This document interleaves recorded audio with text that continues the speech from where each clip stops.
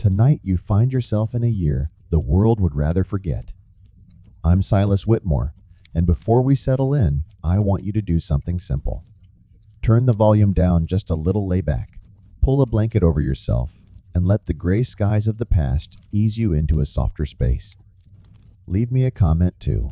Let me know where you're listening, from what time it is for you, and whether you're drifting off alone or sharing the quiet with someone. Now picture this. It's the middle of the 6th century. Life isn't easy, but at least it's predictable. The sun rises, crops grow, the seasons pass as they always do, until one morning they don't. The sky fades to a strange dim gray, not just for a day or a week, but for months. It feels like dawn lasts forever, and even at noon, the light is pale and cold. The warmth you once took for granted seems to have slipped away, as if the sun itself has decided to take a long and different vacation. In your village, people whisper about omens. The priests warn of divine punishment, neighbors mutter about curses and sorcery, and no one can quite tell what time of day it is anymore. Birds circle as if lost. Trees stop growing. The harvest which your life depends on begins to fail before your eyes. And as the days blur together under this strange silvery gloom, one thought keeps coming back, settling heavier each night. What if the sun never truly returns? Settle in, breathe slowly, and let the weight of that thought hang gently in the air. We're stepping into the year 536 a year, so strange, so cold, so relentlessly dim, that even people used to hunger and hardship knew something was terribly, unnaturally wrong. And as we drift deeper into this story together, you'll see why historians still call it one of the darkest times to be alive, literally and otherwise. You wake to a light that doesn't feel like morning, though the rooster has already crowed twice and the air smells faintly of damp earth. The sky above your village is not black, like night, nor blue like day, but a strange washed-out silver, as though someone took a torch to the heavens and forgot to finish the job. Shadows, once sharp and sure, are gone. Even the trees outside your hut stand muted, their trunks dark, but their leaves a dull gray, as if the color has been bled from the world overnight. The neighbors murmur that it's just heavy clouds, but the wind doesn't stir and no rain falls. There is only that dim, stubborn glow above, the kind that makes you wonder whether the sun is actually there at all, or if you're living beneath some thin, dying lantern in the sky. At first, no one panics. Farmers squint at the pale fields and shrug. The local priest gives a sermon about patience, saying that the Lord sometimes tests the faithful by dimming the world just as he tests crops with drought or pestilence. The merchants in the village square ever practical joke that it's easier to haggle without the sun in their eyes. Even the children, though unsettled, treat the endless twilight as a novelty, daring each other to run through the woods at midday without a lantern.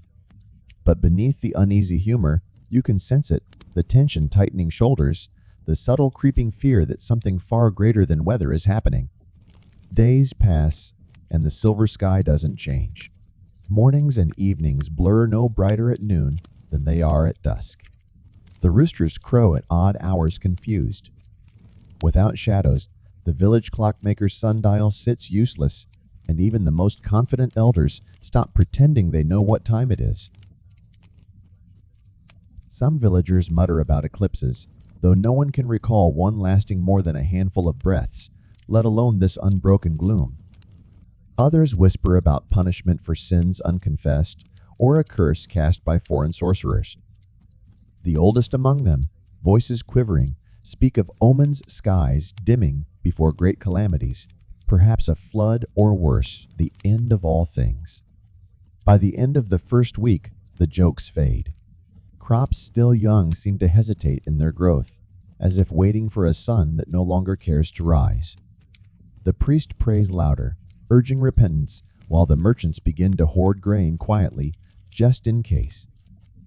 Even the laughter of the children wanes as they wake to find their world locked in an endless, colorless dawn. And each night, As you lie on your straw bed listening to the windless stillness, you can't help but think, if the sun has truly gone weak, what will become of those who depend on it for every crumb and breath? Outside the horizon glows, faintly, never dark enough to sleep deeply, never bright enough to work with certainty. And with that dim glow lingering overhead, another day begins looking exactly like the one before it, and the one before that. Spring comes, or at least that's what the calendar says. You can feel the chill bite harder than it should, even as the buds on the trees try to emerge. The soil, usually warming by now, stays cold and unwelcoming, like a hand unwilling to hold what you plant. You press seeds into the ground, barley, oats, whatever you can spare, and watch as they sit stubbornly refusing to sprout under the pale, sluggish light. The village plowman swears his oxen are lazier than ever, but the truth is simpler. The earth itself feels tired. The sun, when it shows through the gray, offers no warmth, only a reminder that it still exists, faintly like a pale coin hovering in the heavens. The animals sense it too. Birds that usually vanish for the warmer months don't seem to know where to go. They circle above the fields like drunks at a crossroads, confused and hesitant. The geese usually bound north wheel back, south honking miserably. Even the livestock act strangely. Your neighbor's goats bleat all night restless in their pens. The cows refuse to graze on what little shoots of grass appear as if they know something you don't. A hunter swears he saw a wolf pack slinking closer to the outskirts than ever before, drawn by the weakened, wandering herds. The village mood darkens. At first, the priest's sermons of patience sounded comforting, but now they ring hollow. Farmers whisper that this is no ordinary season, that someone must be to blame. They cast wary eyes toward the widow, who keeps to herself on the edge of the woods, toward the foreign merchant with his strange accent, who arrived just before the sky dimmed toward anyone who doesn't quite fit. A quiet, simmering dread builds, the kind that turns neighbors into accusers when the earth refuses to yield. At night, the murmurs about sin grow louder than the priest's hymns, each voice searching for a reason or someone to burn. Meanwhile, food stores shrink. The dried meat from winter is almost gone. Barrels of grain, once enough to carry the village through to summer, look pitiful under the gray light. Children pick at crumbs, their laughter thinner than their arms. The blacksmith trades nails for turnips. The miller hoards his flour behind locked doors. Every day feels more brittle than the last. As you walk back from the frozen field one evening, the ground crunching under your boots, as though it were still midwinter, you notice the way people look at one another, now less like neighbors, more like suspects in a crime no one understands. And while the sky above remains unchanged, the village beneath it feels smaller, colder, and increasingly hostile. By the time you reach your door, you can't help but wonder which will come first, the thawing of the ground or the breaking of the people. The hunger arrives quietly at first, a subtle gnawing that turns each meal into a calculation. The morning porridge thins until it's more water than grain. By evening, what passes for stew is little more than boiled weeds and a shred or two of dried root. In the marketplace, the prices for barley and oats climb like ivy on the church walls, higher each day, strangling anyone without coin. Those who still have grain stash it away behind barred doors. Those who don't trade whatever they can spare, tools, blankets, even wedding bands for a handful of flour that smells faintly of mold. You watch as the village square, once noisy with merchants and gossip, turns tense and quiet. The blacksmith, his forge gone cold for lack of trade swaps, nails for turnips. A shepherd gaunt and desperate sells his last ewe for a sack of cracked oats. Children who used to chase each other in circles now sit on the church steps with hollow eyes, breaking bits of bark from fallen branches to chew. The laughter that once softened the village air has thinned to a brittle silence. Even the crows seem quieter, perched along the rooftops, as if waiting for something to fall and feed them. At night, the sermons grow louder. The priest urges everyone to repent, claiming the dim sky is a sign of divine wrath, not mere chance. He warns that only the faithful will see the sun return in full. Some villagers kneel and weep. Others roll their eyes and mutter about priests hoarding grain behind the rectory. Whispers spread that the noble estate up the hill has stockpiled more food than they could eat in a year, while the rest of the valley starves. Torches have appeared in a few hands lately, their owners pacing at the edge of the square, murmuring about justice or vengeance, often the same thing, when bellies are empty. By the third month, the hunger is no longer quiet. People wake with aching stomachs and headaches that never fade. Fingers grow numb from the cold that lingers toes wrapped in rags, as boots wear thin. Work slows because there is little strength to spare. A few families have abandoned their homes altogether, slipping away in the night to seek relief in distant towns, though no one knows if those towns fare any better. You pass by one empty cottage, its door ajar, a bowl still sitting on the table with a smear of broth dried along its rim. As you lie awake on your straw mat ribs, pressing against the thin fabric of your tunic, you think of the old saying, hunger humbles even kings. But here, no kings suffer. The nobles on the hill still dine faint smells of roasted meat, drifting down when the wind turns just so. Down in the village, you and your neighbors swallow bitter greens, scrape the last crust from the bottom of a barrel, and wonder how much longer the people will bear it before patience snaps like a frostbitten branch. By the time summer edges near the world feels less like a season and more like a strange dream you can't wake from. The sun, when it's visible at all, is nothing more than a weak pale disk floating above the horizon, giving off light without heat brightness, without shadows. It casts no comfort, no clear day, only a dim suggestion that time is passing. A dry haze blankets everything so fine it clings to your clothes and hair, a ghostly veil that neither wind nor rain can clear. It is not smoke, you know the smell of wood fires, and it is not fog, which would at least bring a chill dampness.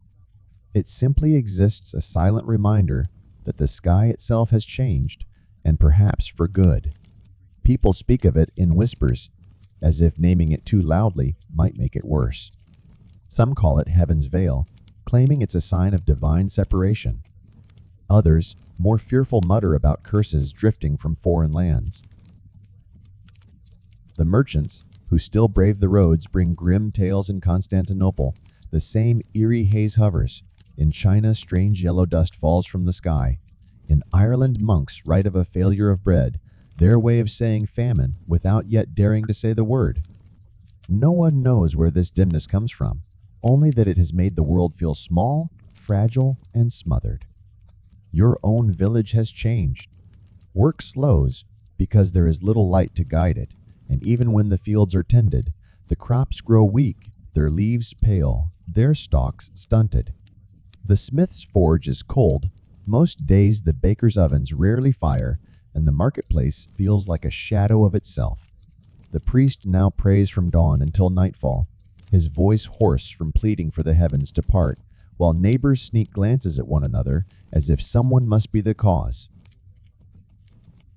At night, the haze glows faintly in the moonlight, a dull, eerie shimmer that makes the fields look like another planet. Each evening as you step outside, you notice how quiet it has become. The birds that once sang from the hedgerows are silent. The frogs near the stream barely croak. Even the wind, when it moves, feels heavy, carrying that same dry taste of nothing. And while the priest insists it's a test of faith, more and more villagers are beginning to question whether the heavens care at all. The haze, indifferent and unmoving, offers no answers, only the unsettling feeling that the sky itself has turned against the earth. As another day slips into another indistinguishable dusk, you find yourself looking up through that ghostly shroud, wondering not when it will clear, but whether it ever will. The day summer truly betrays you begins not with warmth, but with frost. You wake to see the fields dusted white, not with morning mist, but with snow-soft, powdery flakes, drifting down as though the seasons themselves have forgotten their lines. The wheat shoots fragile and green are bent beneath the weight, their tips already blackening. Chickens wander the yard, confused, pecking at the icy crust. Your breath hangs in the air as though it were January, and yet the village calendar insists it is the height of June. By midday, the snow turns to a fine yellow dust, settling on rooftops and into barrels of water. The air tastes faintly metallic, like a coin pressed against your tongue. No storm clouds bring it, no wind carries it away. It just drifts slow and steady, as if the sky itself is crumbling. Word spreads that the same dust falls across distant lands. Merchants returning from the east say that in China, it coats the rice paddies until they glisten like gold and rot beneath the shimmer. Even in Constantinople, traders say the haze carries a bitter grit that stings the tongue. Whatever this is, it travels farther than any plague, silent but suffocating. The animals begin to die. A handful of goats in the valley lie still by the fence, their bodies stiff and pale. Cattle refuse to graze their ribs, showing eyes dull. The hunters, once boasting a plentiful game, now come back empty-handed, claiming the woods are eerily silent. No bird song, no rustle of deer, only the occasional distant howl of wolves growing bold as hunger drives them closer. The villagers, too, grow gaunter, their skins stretched tight, over bone lips cracked from cold and thirst. Barrels of stored grain, what little remain, are tainted by the yellow dust, turning each meal into a gamble between starvation and sickness. Trade halts altogether. Caravans stop arriving, fearful of the strange air. The harbor, once bustling with sails and chatter, lies quiet. The boats that do arrive bring only bad news reports of failed harvests, empty markets, and desperate villages selling children to survive. Even the priest has grown silent, his once booming prayers now muttered, as if he fears the heavens are listening but indifferent. One night, as the yellow dust drifts through the moonlight like fireflies, you realize the village is holding its breath. No one dares to speak above a whisper. The snow, the dust, the dying animals, all of it feels like omens stacked atop one another. And as you lie awake, the air heavy with that faint metallic taste, you wonder not just when food will run out, but whether the earth itself has turned against everything living upon it. By midsummer, the village feels less like a community and more like a gathering of frightened strangers. Each day, under the dim metallic sky stretches long and brittle, the silence between neighbors broken only by muttered suspicions. Someone must be to blame. They insist nature does not turn this cruel on its own. The whispers begin with the widow on the edge of the woods, her garden of herbs suddenly proof enough of witchcraft. Then they turn to the foreign peddler, his unfamiliar accent, now a mark of some imagined curse. Soon, even the priest is not above suspicion. Some claim his endless prayers and hoarded grain anger the heavens instead of appeasing them. One evening, the first torches appear. Not for light, they provide little help beneath the ever-dim sky, but as symbols of accusation. A group of men march toward the widow's cottage, voices rising, demanding she confess to curses she has never spoken. Others stalk the merchant's cart, searching for charms or poisons that exist only in fearful minds.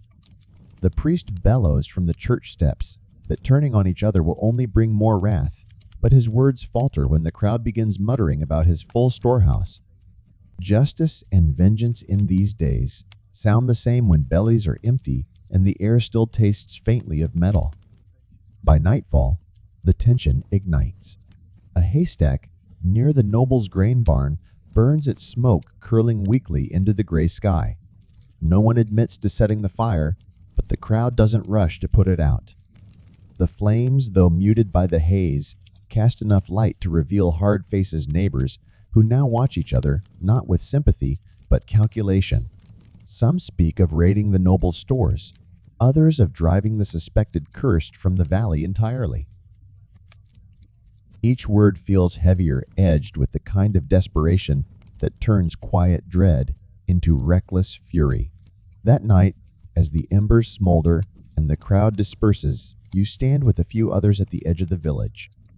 The fields beyond look no different than before, pale and silent under their shroud, but the village itself feels changed, smaller, brittle as dry bark. Whispers of leaving drift through the air. Some think there's food to the south. Others believe the haze might thin near the mountains. It is not hope exactly, but survival instinct, a sense that staying means waiting for the village to either starve or devour itself. You look back at the faint glow of the dying fire, then toward the gray horizon. The decision hangs heavy: remain and face hunger and suspicion, or walk into the unknown, chasing a chance at survival. Either way, the sky above remains indifferent, a dim, silent witness to the choices of the disparate below. The further north you travel, the quieter the world becomes. What begins as a long road through thinning villages soon turns into paths lined with empty homes, their thatched roofs caving under months of neglect. No smoke rises from their chimneys. No voices carry from behind shuttered doors. The only sounds are your boots crunching on the brittle ground and the distant call of a raven circling overhead, its echo carrying far in the still gray air. It feels less like you are passing through towns and more like drifting through a graveyard where the dead left no graves. Scandinavia was always a land of hard winters and sparse fields, but now it feels abandoned by more than just its people. The trees themselves, usually resilient against the cold, show stunted growth, tiny narrow rings in their trunks. When you pass a felled pine, proof that even nature is holding its breath.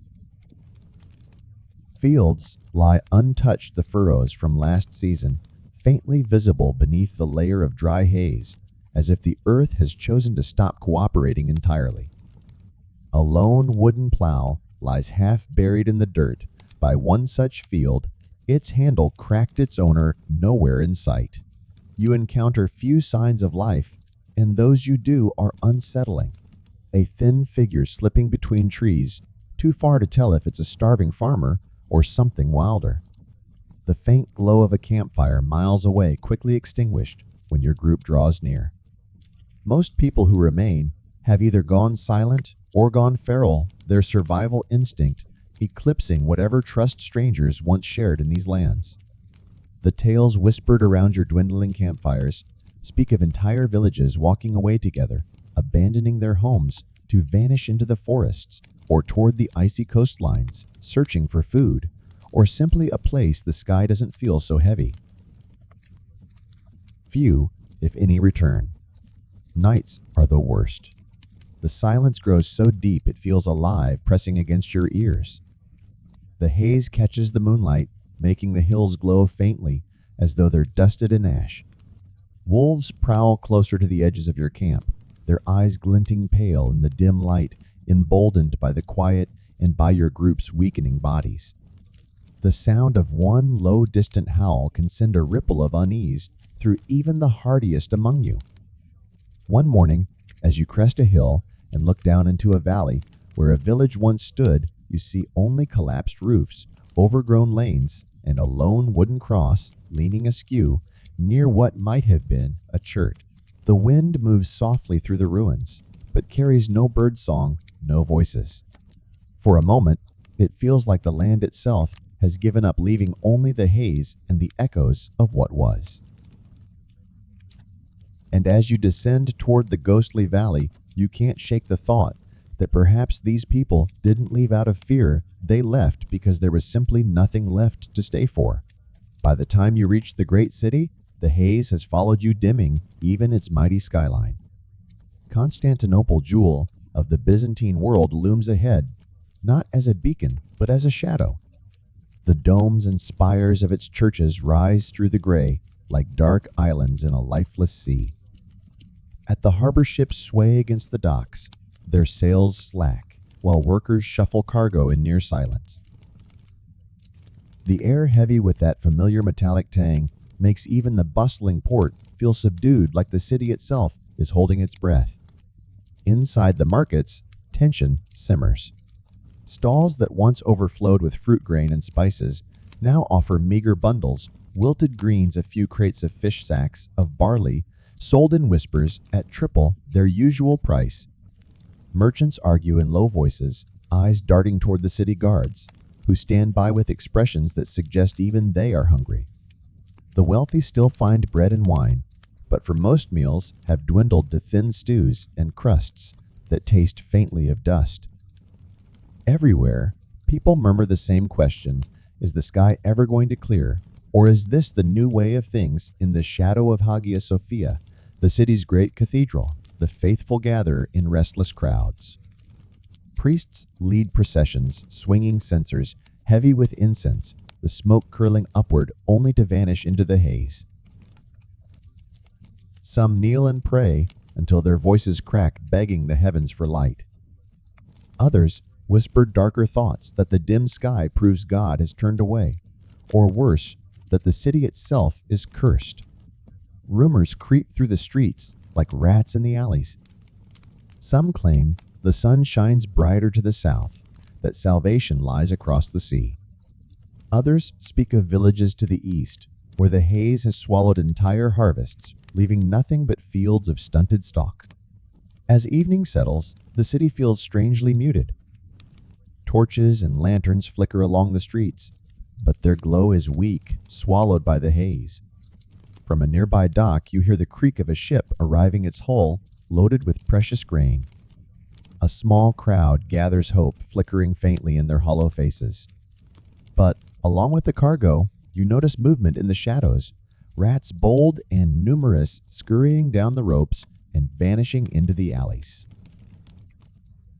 The sailors don't notice, or perhaps they're too tired to care. The city needs food after all, and no one asks what else might have come ashore. Standing there, the faint bell of Hagia Sophia tolling in the distance, you feel the weight of the city's unease pressing in. The haze has dimmed the light, but something darker lingers beneath it, a tension that feels heavier than hunger. And as you turn toward the narrow streets, you can't shake the feeling that whatever is coming next will not be stopped by prayers or grain shipments. It begins quietly, as most calamities do. A cough here, a fever there, people muttering about the damp air and their empty stomachs. The haze that dimmed the city seems to press closer the streets, quieter than before, but no one yet realizes that something new has arrived. The first real sign comes when a neighbor doesn't rise from her bed, her skin ashen, her breathing shallow. By nightfall, 2 more are dead. The priest says it is weakness from hunger, but the whispers among the midwives tell another story boils beneath the arms and groin, dark swelling that spreads fast and kills faster. The city cannot hide it for long. Within days, the alleys smell of sickness, a sour, heavy stench that clings to every breath. Men stagger through the streets, coughing blood, their limbs trembling as if gripped by invisible hands. Rats scurry boldly along the gutters, fatter than before, their beady eyes gleaming as they slip between discarded bodies. Those who can still walk drag carts piled with corpses toward hastily dug pits outside the walls. The bells of Hagia Sophia toll more often now, their solemn peals carrying over the rooftops, like reminders that another soul has slipped away. Fear blooms faster than the disease. Some people bar their doors, hammering shutters closed and praying the sickness will pass them by. Others flee into the countryside, carrying whatever food they can, though few believe the haze will spare them there. The city guards, once stern, now avoid entire quarters, their posts abandoned as the sick pile up in the streets. Even the priests, once so loud in their sermons, begin to mutter prayers more for themselves than for their flock. By the second week, the death toll is beyond counting. Funeral rites are shortened to a few words or skipped altogether. Cart drivers no longer bother to close the eyes of the dead. In some alleys, dogs gnaw on limbs left unattended, and no one has the strength to stop them. You pass one street where a row of homes stands open, every occupant gone or silent, the wind rattling doors against their frames like knuckles on wood. At night, the city feels cursed, a place where the haze has thickened and the air carries the quiet buzz of flies feasting on what the rats leave behind. You lie awake in a borrowed loft, clutching your cloak against the cold, listening to the faint sound of distant wheels, another corpse cart rolling past bound for the pits. The hunger was cruel. The dim sky was strange.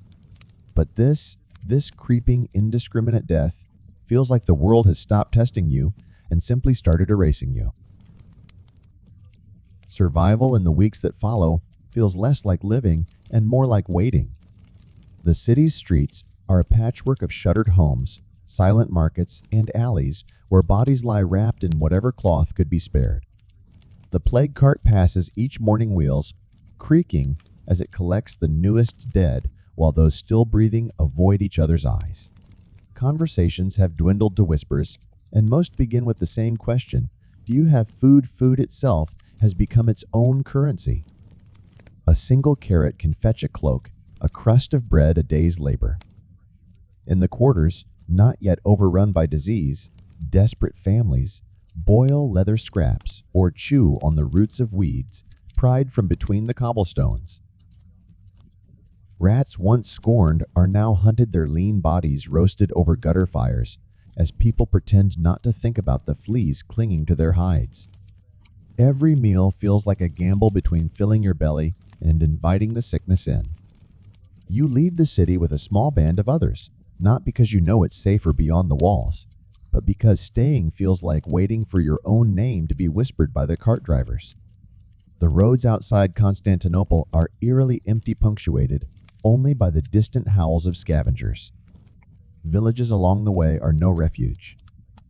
Some are entirely abandoned, others so desperate they greet strangers with drawn blades, unwilling to share what little remains.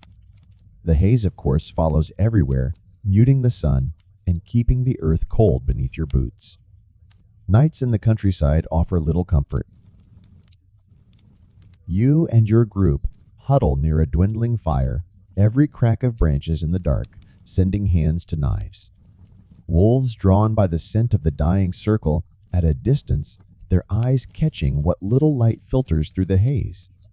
One morning you wake to find one of your companions gone, their bedroll cold and undisturbed save for a few paw prints pressed into the soft earth. No one speaks of it. By the time you reach the foothills, your group has shrunk further, some turning back despite the dangers, others lost to sickness or worse. The mountains ahead look bleak, their peaks swallowed by haze, but the rumor lingers that the air is clearer higher up, that perhaps crops might grow where the lowlands have failed. Hope feels fragile, more like instinct than belief, but it is enough to keep you walking step by weary step, away from the city of the dead and toward whatever survival looks like now. By the time you descend from the foothills, civilization feels like a rumor more than a reality. The roads once marked by merchants and caravans lie cracked and overgrown weeds, pushing through the stones as if nature itself is reclaiming what humanity can no longer tend. Abandoned wagons sit by the wayside, their wheels warped, their contents long looted or rotted.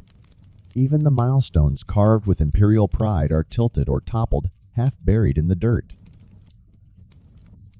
It feels as though the land is quietly erasing any sign that people ever ruled here. The few villages you pass are husks. Doors swing and the wind shutters hang crooked, and the air carries the smell of mildew and neglect. Some of these places were emptied by famine, others by disease, but all share the same hollow quiet.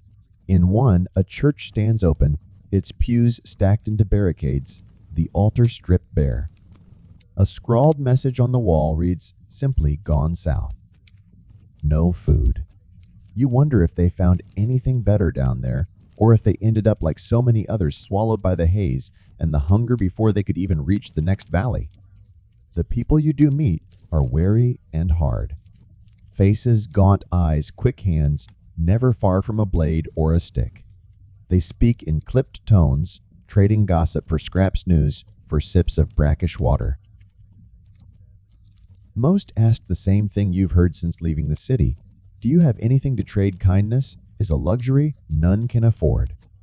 Trust is thinner than the gruel they survive on. You share what little you can spare, and in return you hear the same stories: noble estates, abandoned markets, emptied roads, left to rot as lords fled to their manors, or to the coast leaving common folk to fend for themselves. Even the structures of order, laws, taxes, justice have crumbled.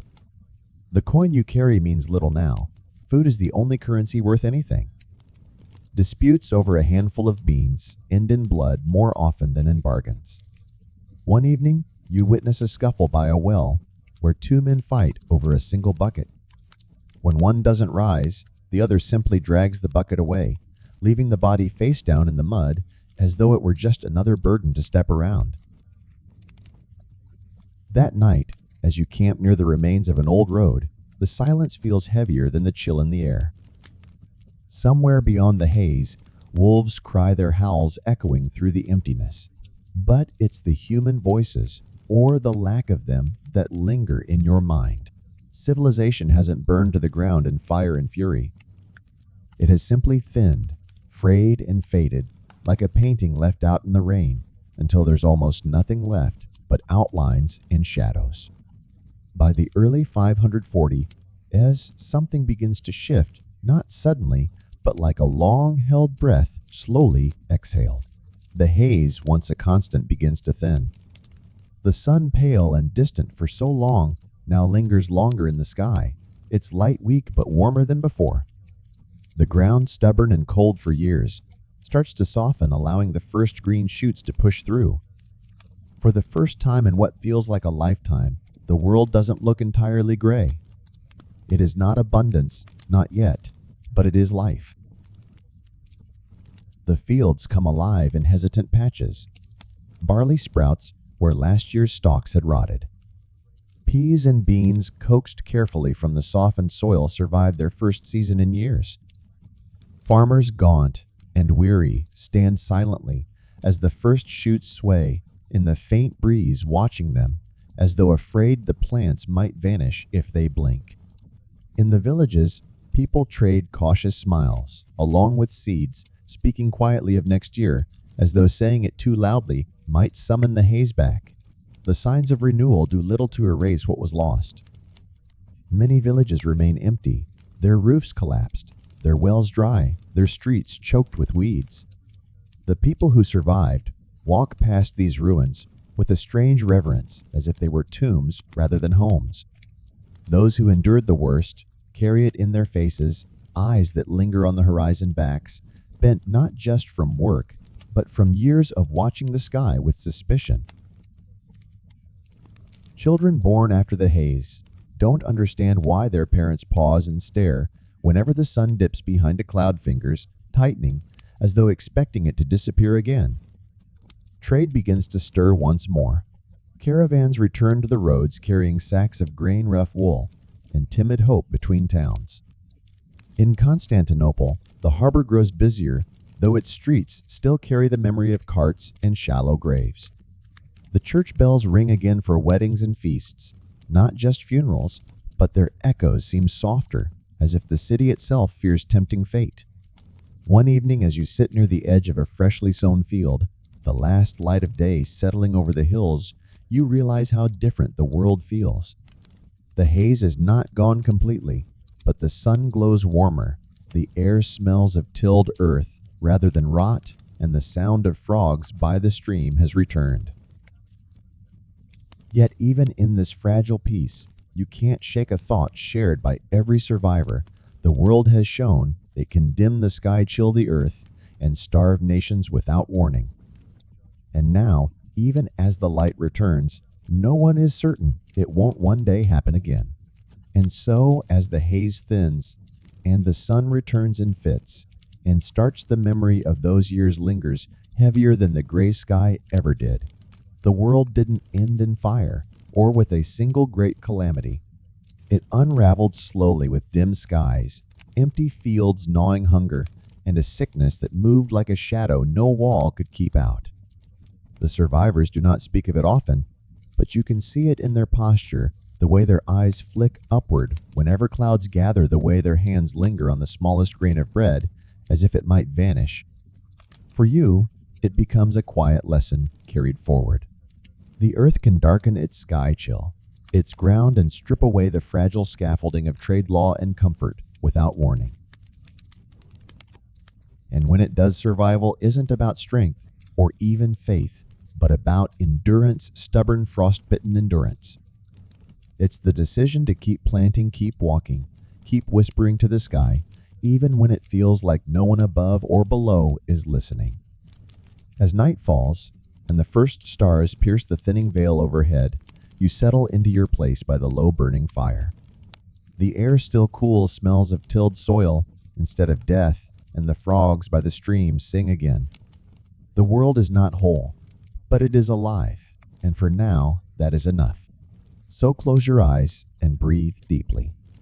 Let the distant echoes of those dark years fade into the soft rhythm of your own breath.